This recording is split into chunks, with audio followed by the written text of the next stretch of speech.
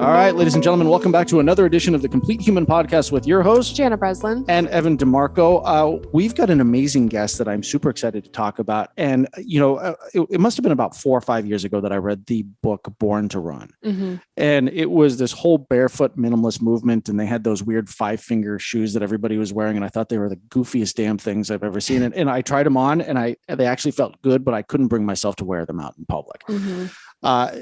Since then, there's been a lot of debate on the minimalist or barefoot movement versus the traditional chunky shoe that Nike and Reebok are famous for launching. And so our next guest really has a unique position on this one.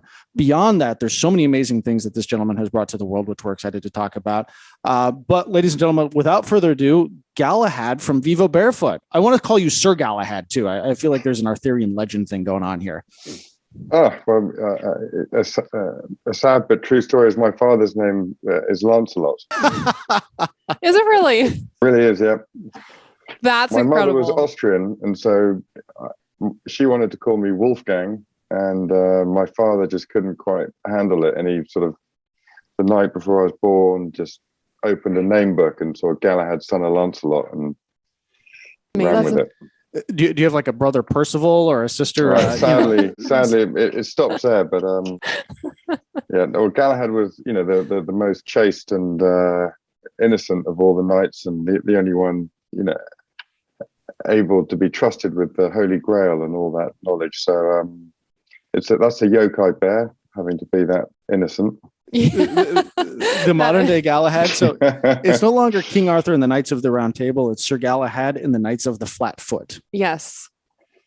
We're on the quest for the perfect shoe. I love it. Which it's my perfect shoe. I love my Vivos. I wear them literally everywhere, and everyone gives me compliments no matter where I go. And I love them so much. You do look pretty hot in them. Thanks. Galahad, so I'd love for our audience to kind of get a little bit of background on you and what brought you to this place where, the barefoot movement is front and center to all of the things that you guys do over at Vivo. Yeah, well, I come from a long line of cobblers who, in many ways, dating back into the early 19th century. And in many ways, my family were, if you look at some of the advertising back in the sort of 1860s and 70s, they were pioneering the notion of ergonomic footwear, not deforming kids' feet, and showing sort of juxtaposition images in these incredible marketing campaigns from the 1870s under the banner of hygienic boots and shoes. So in many ways, I'm not doing anything original. And actually, of course, humans have been making shoes that allow the foot to do its natural thing for thousands and thousands of years from different local materials or whatever it is. I started off in the shoe business, not in barefoot shoe business. We had an eco-fashion brand called Terraplana, and I had a Dutch friend who we did a brand called United Nude together with, which is as unbarefoot on the other end of the spectrum as you can possibly imagine. But it was a childhood friend of mine that came to me with the idea of, and sort of said, look, this is the way shoes should be made. And he had a pair of Nike Huaraches. He cut the sole off and stitched on a sort of a simple material on the bottom so it's basically a sort of fancy moccasin. And I just instinctively loved the idea. He tried to sell it to a couple of other shoe businesses. We ended up sort of developing it as a sub-brand of all the other stuff we were doing. The starting point was like, we need to license this out. It's such a big idea. We could never possibly bring it to life just ourselves. And the more we learned about it, the more we wore the shoes, the more we got into it. Like, oh my God, this is absolutely massive kind of thing. Anyway, no one bit. We couldn't get anyone to basically go for it, including my old family business. So in 2012, we decided to launch Vivobarefoot as a standalone brand. And I basically stopped doing most else of what I was doing. And it was also that year that a piece of research came out of Harvard showing that people basically running in a barefoot style were more efficient and 50% less injurious than running in big padded shoes. A bit of research done by Dan Lieberman. And we just thought, oh my God, this is the moment, and we sort of called up every shoe factory we knew almost and said, just about to get the biggest deluge of orders you've ever had. The cat in the sort of Nike pigeons is just about to go bonkers. And, to cut a long story short, that didn't happen. The research got really diluted. We almost died under a mountain of stock, almost immediately went bankrupt. But look, it's been a journey since 2012. I'm happy to say we obviously survived. We're in it for the long haul, but it's an ongoing quest. It's your grail quest. Yeah. I'm going to have to check my Arthurian legend, analogies here at the door.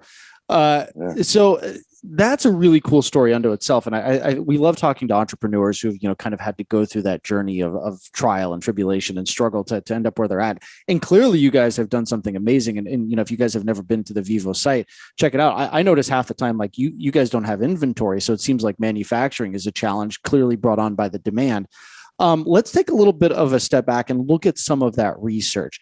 We know that there has been this barefoot movement. They're, born to run, you guys, there's been this idea that we need to be back to the way that nature intended, which is almost barefoot.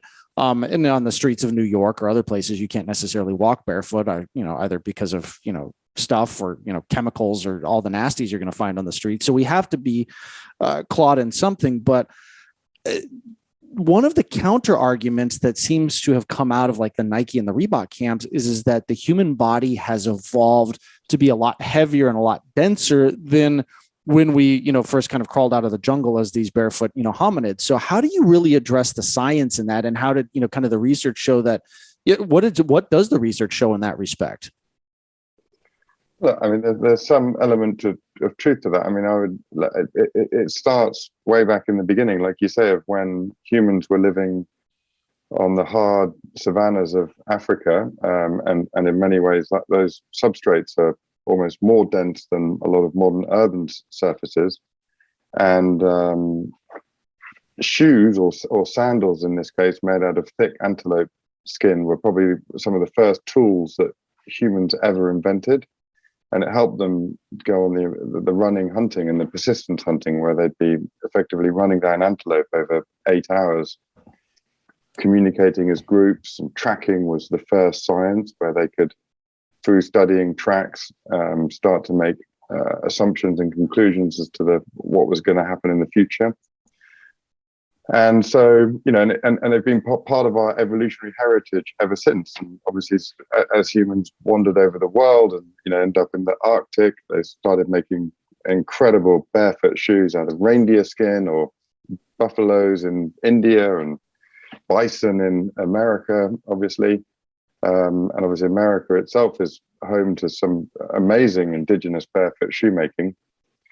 Now, look, I mean, in the last 200 years, and like I said, a lot of the science around barefoot, a lot of the research around barefoot is actually has been percolating around for 100, even 150 years. But, in the 20th century, for whatever reason, humans decided to sort of take a right turn at nature and try to go at their own on, big technological paths and things. And so, that emancipation from nature also happened in the footwear industry, along with a lot of other areas of our lives. And even Nike started off as a barefoot shoe company in many ways, and the original Nikes were very flat shoes, and Bill Bowerman himself was a proponent of it. But as humans were starting to wear heels in everyday life, and they get used to that, and in many and kids' shoes were like it.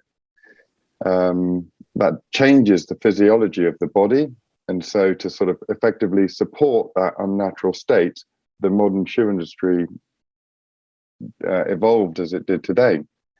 And so you can argue that having padded raised heels does work on a certain level to maintain modern humans who already have shortened Achilles, weak, deformed feet, just basically malfunction in the foot. So, you can forgive the modern shoe industry for doing that, but it all starts with children, and the human foot has evolved over millions of years, and what we're talking about is a couple of generations of deviation from that. And I think, to this day, every child in the world is born with, I mean, obviously, apart from medical conditions, with perfect feet. And what happens in the West is those feet get put into non-foot shaped receptacles, also known as little shoes or foot coffins or whatever you want to call them. And over a period of time, the feet they never develop naturally, and the muscles never develop naturally, and bad movement habits happen over time. And so for your average Westerner, it's quite a long journey back to natural movement. And the research shows that the foot, which is obviously the foundation of a lot of the body systems, whether it's your nervous system, the foot has hundreds of thousands of nerve endings, the skeletal system, obviously to 28 bones in every foot, super sophisticated bit of mechanics, and then obviously hundreds of muscles and ligaments and veins and arteries and blood flow. And so if you interfere with the natural function and shape of the foot, then you have to compensate it throughout the whole body, and children develop bad movement habits, etc., etc. So the transition back to the natural state that research shows is just by wearing barefoot shoes for your average Western adult, let's say for 6 months, the foot strength comes back more than 60%. Oh, wow. Which is like a super staggering number, right? And in science, those kind of numbers almost don't exist. And that's not from doing any special exercises or doing any kind of special foot stuff. It's just literally from walking around in less shoe and allowing the foot to splay and be used as normal. So your average Western adult, by proxy, is walking around with feet that are at least 50% of just their natural strength. And then there's lots of research to show the importance of form and function. So, most Western people have squeezed in toes, and especially the big toe, which we like to call the great toe, is squeezed in and pushed up and has lost full functionality. And there's a lot of research to show that when that happens, your balance goes down a lot. But then there's lots of research to show that you can regain the natural shape of the big toe and like I said, the strength. And then there's studies to show that when you're barefoot, you have 40% more stability than when you're in just a normal pair of padded trainers. And then there's more and more research to show, just the vitality and the way the brain works better when it's getting lots of information from the feet. The part of your brain that gets information from your feet is the same size as the part of your brain that gets information from your hands. So if you're cutting off that information, then the brain's kind of starved of information. If you don't use it, you lose it. And so there's more and more studies now showing that sort of walking around in padded shoes in urban environments, that lack of vitality is then linked to brain degenerative diseases. Fascinating. And there's so much, so those three bodily systems basically of the skeletal system and the shape of the feet and the function of the bones, effectively the muscles and ligaments and tendons, and lots of studies around blood flow and just strength, and then of course the nervous system and just your sort of mental vitality. I think about those acupressure points when you look at graphs where they show pictures of the feet, and certain points on the foot are associated with different organs and functions in the body. And I just think about if our feet are kind of disconnected, for lack of a better term, from us, how much does that contribute to our health, right? And yeah, well, obviously, there's lots of cultures in the world that still understand a lot of health comes from feet. So that to what you're saying, and how the feet are obviously very connected to lots of parts of the body. And just as simple as, you detox a lot through your feet just by walking around. Especially in less shoes, your feet sweat quite a lot and have a lot of sweat glands. And so, a lot of cultures just understand a foot massage and a foot soak with some salt is like a massive detox enabler, as it were. Is that why right? you're always asking for a foot massage? It's good for my health. Okay. Yeah. Yeah, right. Yeah, so you can afford to tox more if you get more foot massages. Yes, exactly. All right. Well, fine. I'll It do kind that. of reminds me of like walking on the beach. I'm sure many people can relate to this, but there are certain times in my life, not so much anymore because I wear barefoot shoes and I'm barefoot all the time if I'm at home. But a lot of individuals, if you think about when they walk the most when they're barefoot, is probably on the beach, right? I think about long distance walking on the beach. I've remembered certain points when I've done that. I'm thinking to myself, my feet are so sore the next day. And that seriously highlights the lack of strength and maybe mobility that we have in our feet, just functioning barefoot. Yeah, it's equivalent of having your arm in a cast or something, or part of your body in a cast. Yes. And it just gets weak after a time, right? It just, the muscles atrophy and you lose flexibility. And when you take your arm out of a cast, it takes a bit of time to get it working again. And it's really odd because when you I injured my finger the other day, and I sort of basically slice the top of it, trying to, wrestling with hard vegetables. And it was fascinating talking to the hand surgeon. And obviously, like, what they preach in hand surgery is as soon as you sort of want to get it moving again as much as possible and get your hands sort of flexing and doing strength exercises again as soon as possible. And I was sort of pushing him on, it's the same for feet, right? And he was like, no, hands are different. Hands are different. I was like, no, but it is the same for feet. And it's just odd how foot medicine in modern is practiced completely different to hand medicine, whereas they sort of respect hands as sort of something more important than feet. So they have these big rehab programs around hands, but then they obviously have forgotten about how important having strong, flexible feet are. And, a lot of people, to your point, have a long way to go to get back to got those aches and pains and muscles being re-engaged and reused journeys to go on. So I'm 12 years old and I'm helping a friend move, or a friend of my parents move. And I was 12 years old and I thought that I was a lot bigger and stronger than I was. And I picked up an anvil in the garage to help it move, and it slipped out of my hands and dropped on my foot. And I broke a couple of the bones in the top of my foot. And at that time, I wasn't such that I needed surgery, but what they did was they put me in one of those flat boots.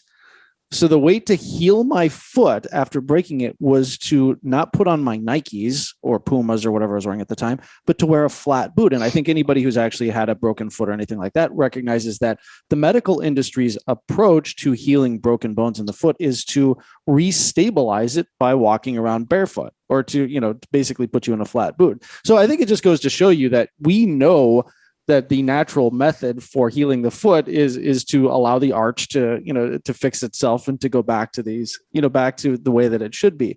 Now, one of the things that I caught my attention, Galahad, was, the pointing of the toes.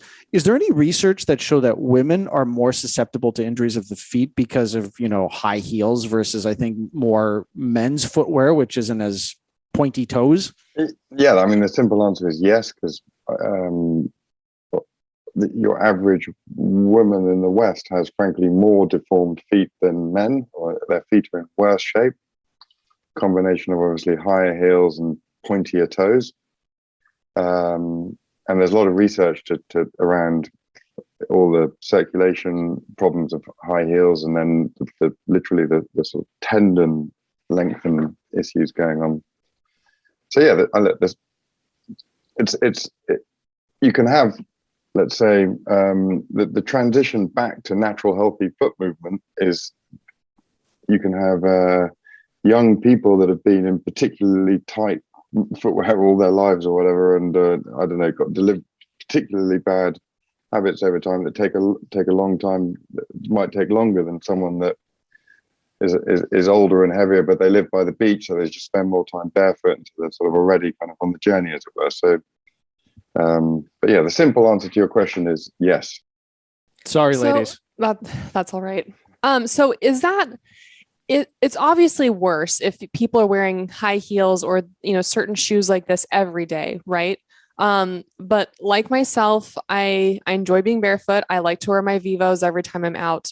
but there's the occasional event that I like to dress up for and wear high heels for.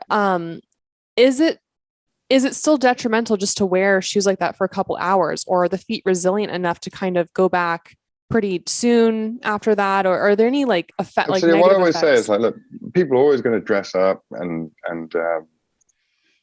not to say you do this, but we're like humans we're ritualistic. We like to, and we're obviously, we have lots of mating, extraordinary behaviors in different cultures and different ways. And we like to celebrate together and look extraordinary together. But, and so of course we wear all kinds of things, and we might change our consciousness in all kinds of different ways with all kinds of materials that not necessarily good to do all the time, but probably important to do from time to time. And also, particularly with women in high heels, look, the stronger your feet are and the healthier your feet are, the more fun you're going to have in your high heels anyway, whatever you want to do. So, yeah, I would say don't stop wearing high heels, but just if you're going to wear them from time to time, then the stronger and healthier your feet are, the more confident you're going to be doing some jazzy dance moves and pulling them off and then not getting injured. Exactly. All for the mating rituals. All for the mating rituals. All for the mating, yeah. Freud was right. We just do everything to get laid. I mean, including the shoes we wear. Including the shoes. So this brings up interestingly, sorry, but like we're sort of incredibly culturally conditioned in different cultures. But there's actually, talking about studies, there's a study that shows that karabatic man, which is or human, which is effectively someone that's never been influenced by Western media, let's say, finds women with big, strong, healthy feet more attractive than women with sort of like puny, weak feet. because you're biologically programmed. That's an attractive mating. That's an attractive sign of health and strength, as it were, that your offspring would show that. And so we're culturally probably still a long way away from that, but that's something to aspire to. So what the hell were the Japanese thinking with like the foot binding techniques for concubines? Well, Chinese were worse than Japanese, and that's misogyny in its ultimate form, right? And we've sadly, misogyny has been a big feature of the last all over the world, and interestingly, in the footwear industry, you can see it quite accurately. So, for example, in a country like Scandinavia or Germany, where the battle between the sexes has arguably already been won by the women, they wear much less glamorous footwear on average, and they're much more comfortable wearing just wider, duller, unisex kind of footwear. Whereas, dare I say it, in countries like America, that is where the battle of sexes is still raging, and even Australia, let's say they're slightly more macho kind of cultures, that there's still quite prevalent of women wearing a lot of heels and tight footwear. And so you can almost kind of, track the battle of the sexes through footwear. That's fascinating. I understand it. Now, and that's actually one of the things that, typically we don't really like to, become the greatest infomercial for our guests. But I will say this as kind of an accolade to what you guys do is you've taken that barefoot platform and you've made it attractive. Like you wear those white shoes with like a dress and it looks amazing. So, how do you guys balance that function and fashion in a way that it allows you to create something that's aesthetically pleasing but still functional? Do you guys do focus group testing, or is it just go in the lab and let's put some stuff together and see what looks cool? Yeah, look, you're very kind. We've been obviously working in it for a long time. My cousin really takes most of the credit for that. He's the head designer. He's my partner in the business, and I think the challenge of making attractive shoes for women that are flat and wide is a very real one. And I wouldn't sit here and say that we've completely cracked it.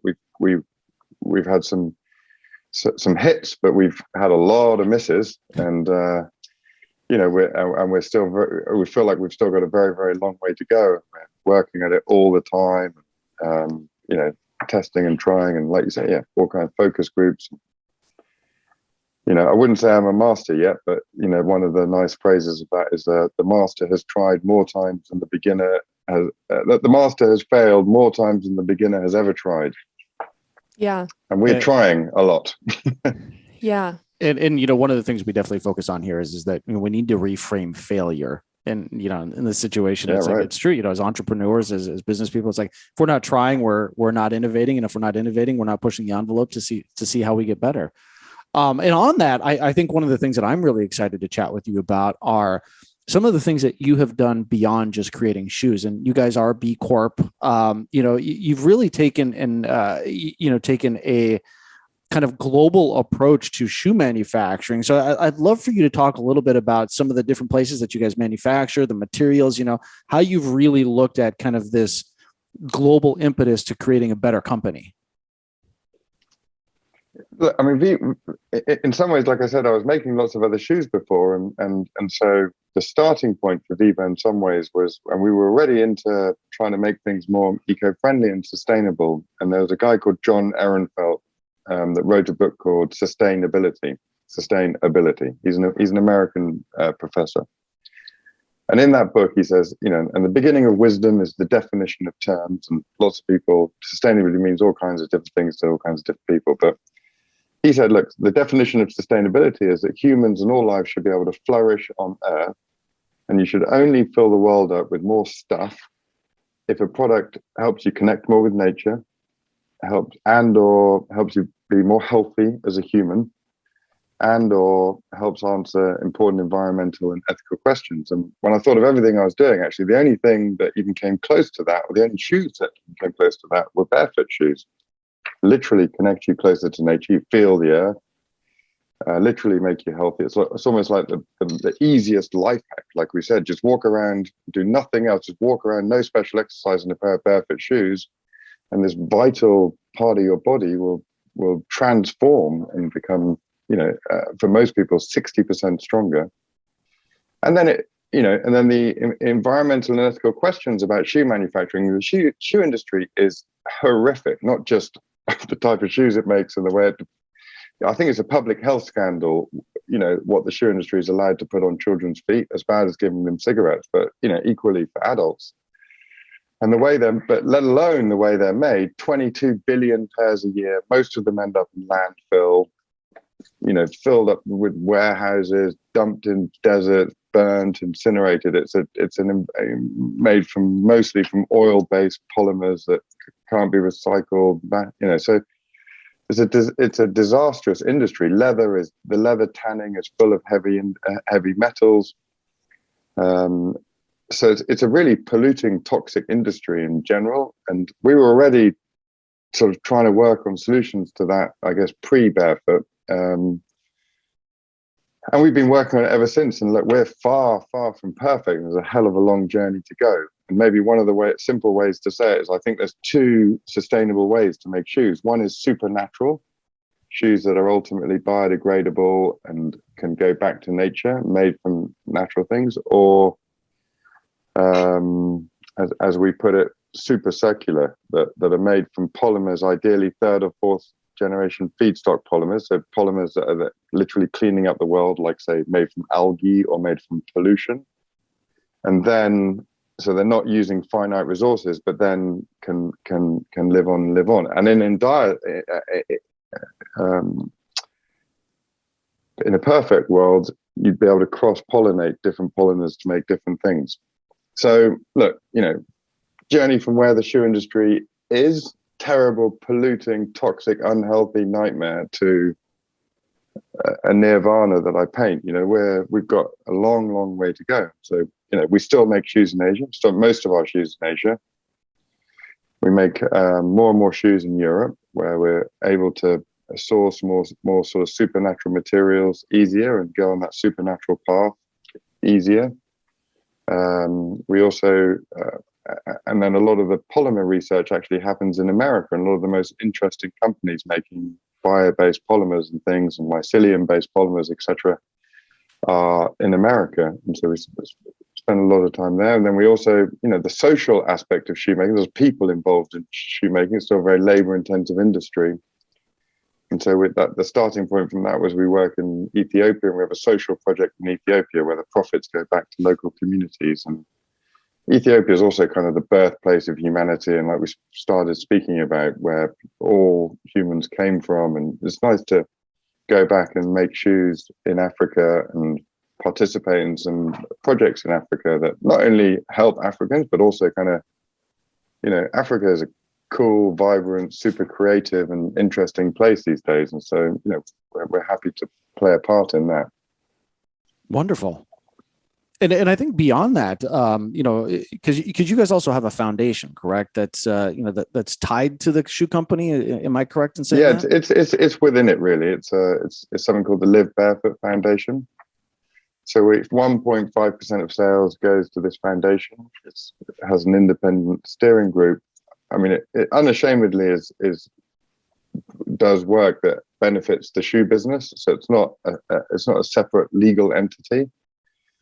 But we try to dedicate, a meaningful amount of money, and obviously as we grow, it becomes more meaningful to progressing innovation in a lot of these areas, whether it's barefoot living and research or supply chain improvements. And we're just trying to kick off a project with the Savory Institute, which is a big American institute that, for example, looking at regenerative leather and being able to kind of track leather production right back to the smallholders in Africa, and then the way it's all tanned, it goes through the supply chain. So it's one of many projects that we're involved in. But yeah, and that's been a wonderful privilege to be able to progress some of those things along.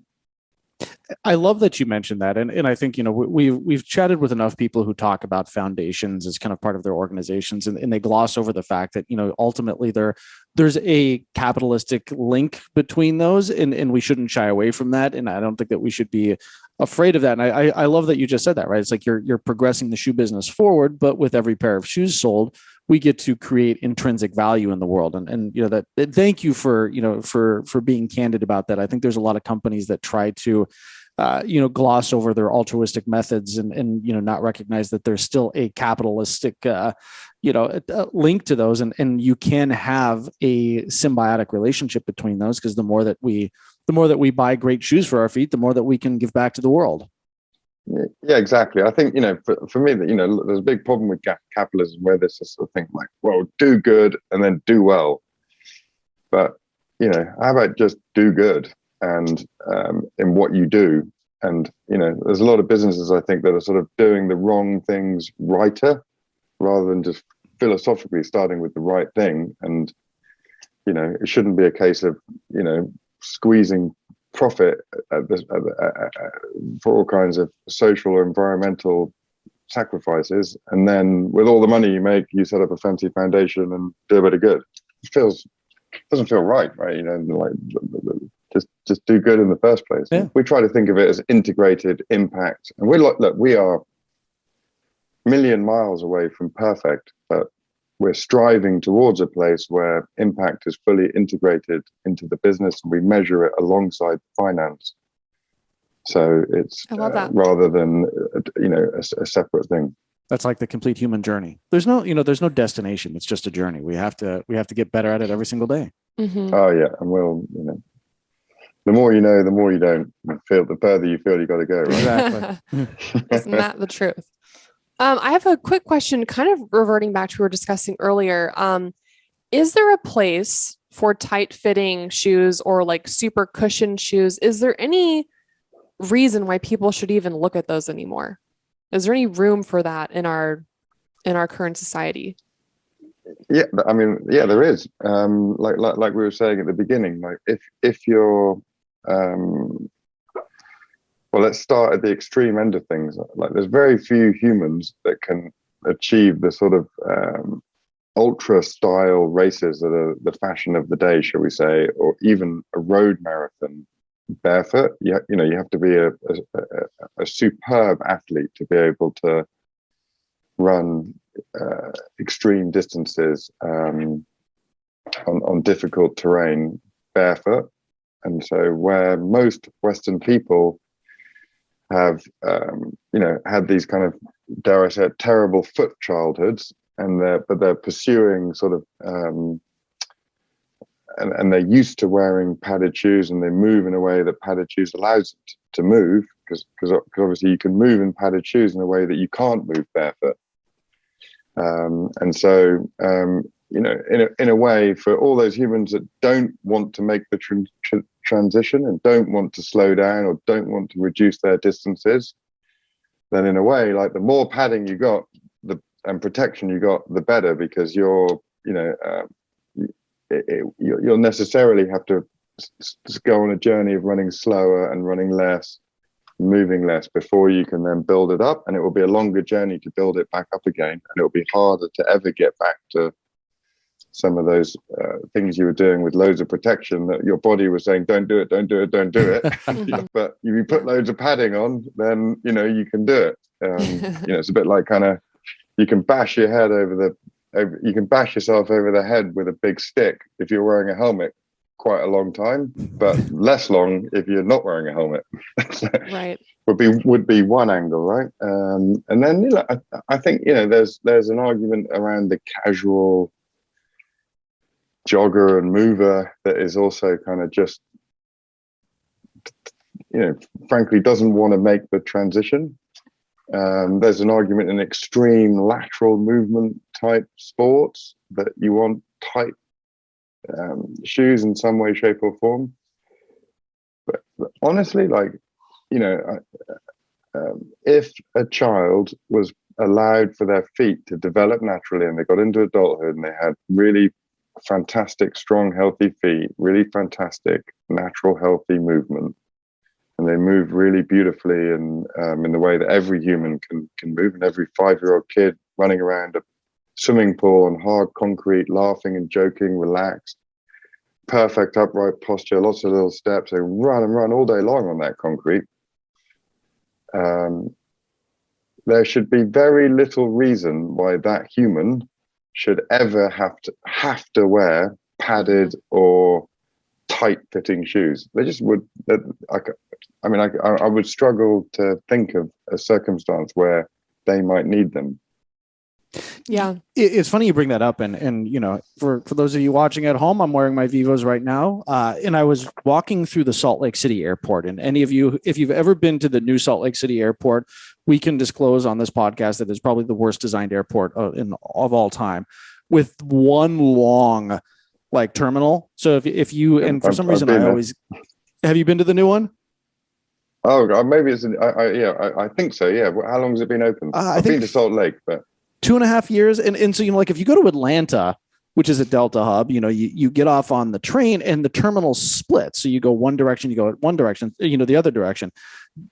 Salt Lake City is like one giant terminal, and you have to walk 7 miles, it feels like, to get to, baggage claim or whatnot. And I had these on for the first time as I was walking, and it was very interesting to feel the way that you're walking, and in normal shoes, you don't. And so I was I all of a sudden recognized I was hitting my heel first as I was kind of, heel striking, and it forced you to really think about being more of a mid or toe striker in the way that you walk. And the second that I did that, I could feel on myself standing up a little bit taller. And so it's just funny that you say that. Is the simplest act of just walking around barefoot, the way that we came into this world, the way that we were kind of naturally intended to walk, seems to have a significant impact in posture and the way that the way that we walk. And we all know, based off of Born to Run, is heel striking puts so much pressure on our knees and our joints, and just being aware of that kind of changes the whole mechanics of how we live. And before your system is fully functioning, to the point about going from padded shoes to barefoot, there's a metabolic cost that, especially in the beginning, that because you are using more muscles and more muscle action as you get used to it, until you find that natural rhythm, and then ultimately it takes time to find the springy rhythm where you actually get energy return, especially when you're moving faster than walking. But if you're taking less steps, and obviously the big thing with padded shoes, it allows you to overstride and take longer steps. So there's a kind of hedonistic efficiency to overstriding that is attractive in padded shoes. So you can understand that people like, and it's a laziness, right? It's not good for you, and it will do you a lot of harm in the long run. But there's a kind of lazy hedonism to just taking giant eloping steps. But obviously, the longer your step is, the more all the torque forces are thrown out in your body, the harder you land on your heel, the more shocks going through your body, etc., etc. But and so that's why, this sort of journey back to go forward is, there is a metabolic cost, and but is it worth it? I mean, it's a lot. It's like a lot of natural health phenomenon of the day and age, right? It's not the easy path a lot of the time, but this is the way our bodies are designed over a long time. Are there any tests that someone can do to determine their foot functionality and health? Well, I mean, of course there are, and there are like lab tests. You can test the strength of your how they do all the experiments and things like that. Now you can self-diagnose the shape of your feet, and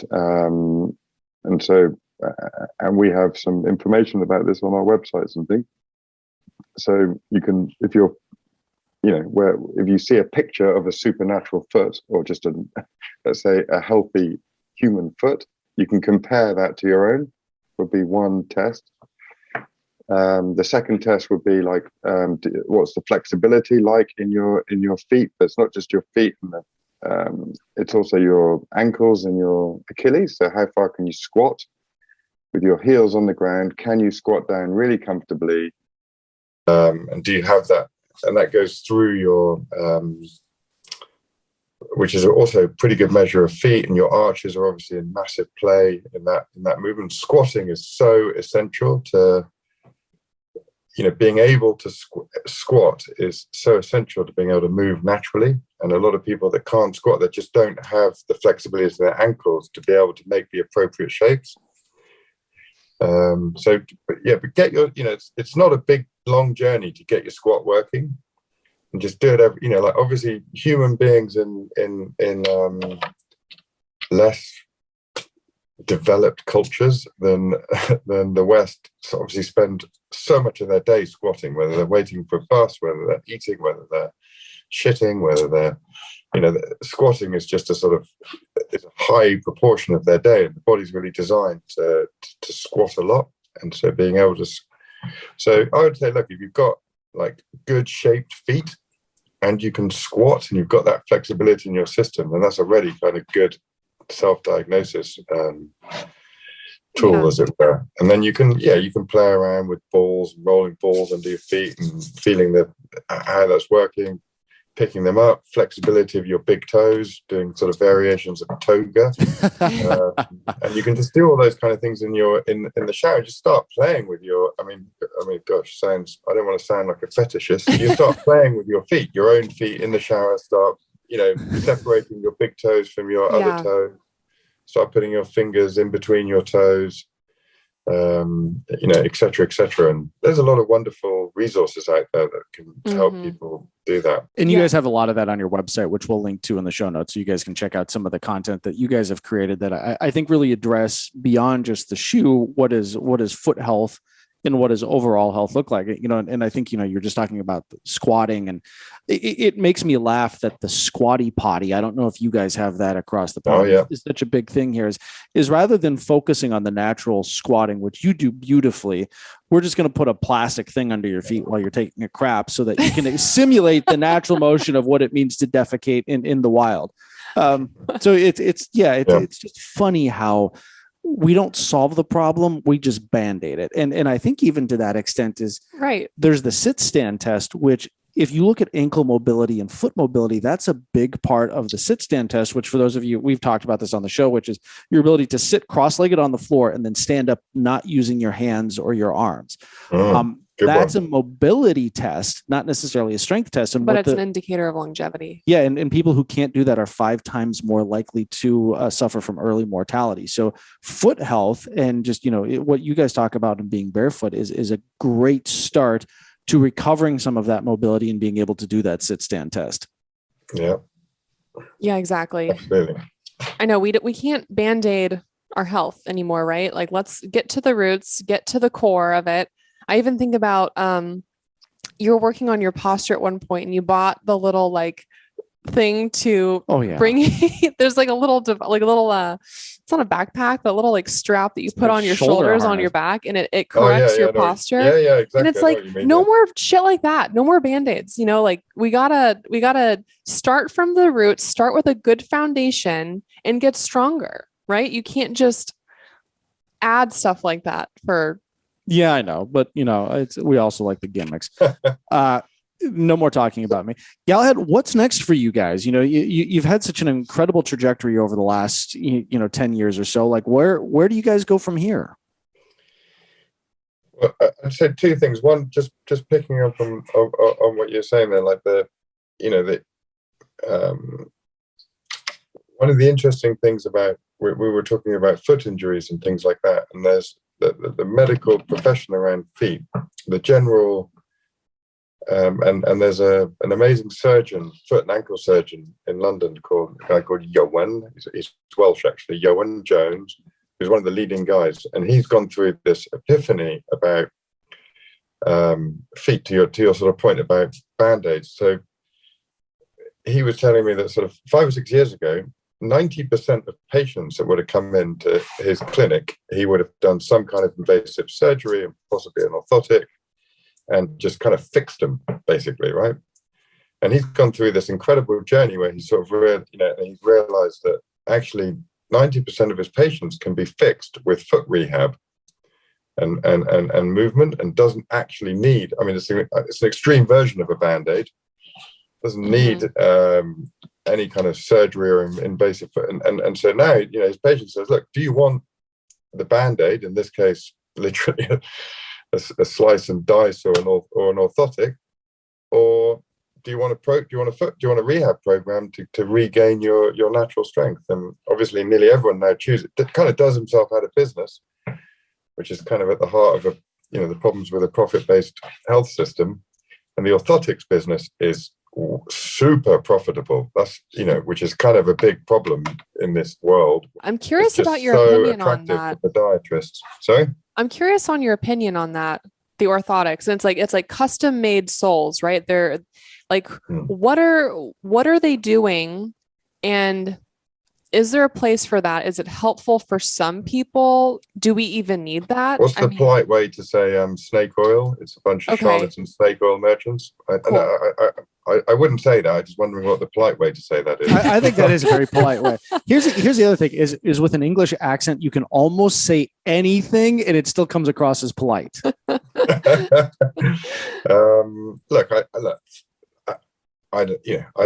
I'm not a doctor. I'm obviously a cobbler. So, but from the experts that I've spoken to, I think it's a pretty low percentage of people that actually helps. Let's leave it at that. And whether that's 10% or less, I don't think it's much higher than 10%. And so you just got this, and it's a massive, extremely lucrative industry. You can imagine as a podiatrist, your choice is, patient one, stand on a fancy machine. Yep, you need some orthotics. They're $500. Speak to the receptionist on the way out. We'll send them around, and then come back in 6 months, and we'll get you a new pair. And it's kind of, that guy's in then for the next 10 years, $500 every 6 months for 10 years. Or you could say, right, you got a bit of weakness. Let's give you a few exercises to do on your own. Just walk around in less shoe, and in 6 months' time, you should be fine. Never see me again. Yeah. I am curious. I've never owned a pair of orthotics. I've never had any of that made, but I just don't know. What is the point of it? What are they actually doing there? That makes them quote unquote effective. When I was a kid, I had super expensive orthotics in my feet. I was told one of my legs is slightly shorter than the other. Same here. I had the same thing. All kinds of stuff. And so in all the sport I was doing, I had these extremely expensive orthotics. I had to keep going back. They were extremely bespoke. And then, apparently my older, more crippled body doesn't need them.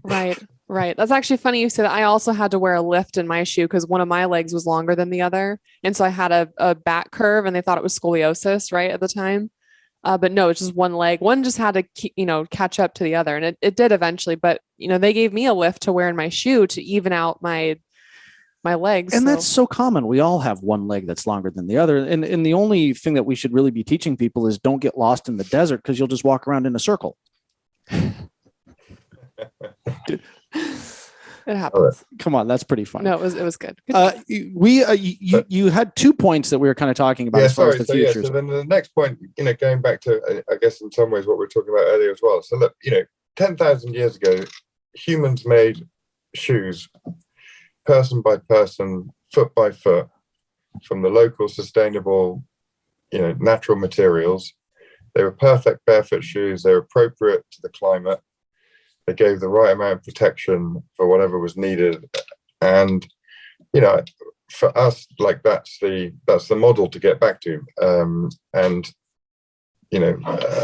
way to get there is in the modern world we live in, and obviously surrounded by gadgets and technology, as 3D printing actually comes into play in the footwear industry, I think, in a big way for us in the future. We're hoping to launch by the end of this year. Scan to print. You get an accurate scan of your foot, and then you can either get a fully 3D printed shoe exactly to your foot, or what we call a hybrid bespoke shoe, where we'll have sort of lots and lots and lots of different, we'll get like almost perfectly to your shape, but with a stretchy upper, and made from local sustainable materials. And so that problem of 22 billion shoes ending up in landfill, I think if people were kind of getting shoes made extremely locally to them, that were extremely bespoke to them, they'll love them, they'll cherish them, they'll look after them, we'll take them back, we'll recycle them or decompose them, and hopefully we'll get back into a world where shoes are made person by person, foot by foot. Everyone will have happy, healthy feet. They'll feel the earth more. They'll have a lot more energy to then look after the earth more, which we kind of need a good lot of energy on these days. And that's the plan. And in the meantime, obviously, we're trying to run a little shoe business, making normal shoes, but relatively like footwear. We like to call it footwear, not shoes. But that's the dream that we're working on. It's a beautiful dream. Cool. Awesome. Galahad, we are about out of time, so we certainly want to direct people to the site to purchase some shoes, and we'll put some stuff in the show notes. They get a discount. They get a discount here with code Complete Human. Yeah. What is it? The hiking ones that I get? Oh, I love those. Those are great. That you get? Yeah. Or so it's got like the Michelin bottom with the orange bottom. I love those. Those are fantastic. You guys check those out. You guys have a shoe for every season. More importantly, obviously, what we've determined is through the science and all this is that we need to be back to barefoot. And Vivo just happens to be a company that kind of takes the science of barefoot and pairs that with the ethical considerations of the shoe business, the environmental considerations of the shoe business. And so we are very happy and excited to support these guys and all that they do. Can't wait to see the 3D stuff. That's going to be pretty cool. I'm definitely signing up for my first pair of 3D printed shoes. It's a really exciting time, I think, for natural health, and thanks to a lot of you guys, equipping people to, be able to take responsibility for their bodies, as it were, and push forward this consciousness that personal health and planetary health is super interconnected. And thank you for all you're doing to help spread that message. Thank you. Ladies and gentlemen, 10,000 years ago, we walked around barefoot with some interesting shoe wear, made out of antelopes or anything else. And 10,000 years later, we've kind of come full circle, as we find oftentimes in the health and wellness space, that the original was always the best, or somewhat close to it. And so Galahad and the people over at Barefoot, Vivobarefoot, have kind of proven once again that history is a great teacher for us. Check out their website. It's vivobarefoot.com, right? Yeah. Vivobarefoot.com. Complete Human is a code that you can use to get a discount on there. They've got some amazing shoes. They're fun to wear. They look good, especially if you're Janna, in a cute dress. Thank you. But yeah, Galahad, thank you so very much for being on the show. We really look forward to seeing what you guys do in the next year, and can't wait to share that journey with our audience. Thank you. I'll leave you with my favorite quote, which is from T.S. Eliot, who said, "At the end of all our exploring, we come back to the beginning and we know the place for the very first time. I love that. That's a great one. Yeah, that's great. Awesome. Ladies and gentlemen, thank you for tuning in to another edition of the Complete Human Podcast with your host, Janna Breslin and Evan Demarco. We'll see you next week. Thank you, guys.